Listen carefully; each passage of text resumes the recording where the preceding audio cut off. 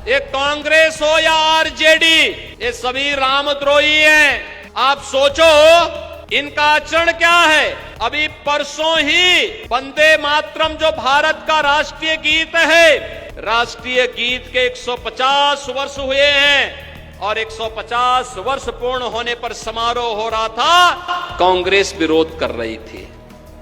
RJD के लोगों के मुंह से कुछ भी नहीं निकल रहा था।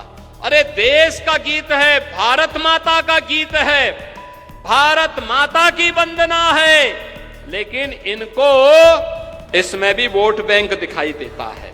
बहनों और भाइयों, जो भारत माता की जय नहीं बोल सकता हो, जो भारत माता की जय न बोल सकता हो, जो भगवान राम का विरोध करता हो, जो मां जानकी का विरोध करता हो, क्या उसको वोट देना चाहिए? क्या उसको हम वोट दे के पाप का भागीदार बनेंगे? क्या हमारा तो एक ही संकल्प होना चाहिए कि जो राम का नहीं हमारे किसी काम का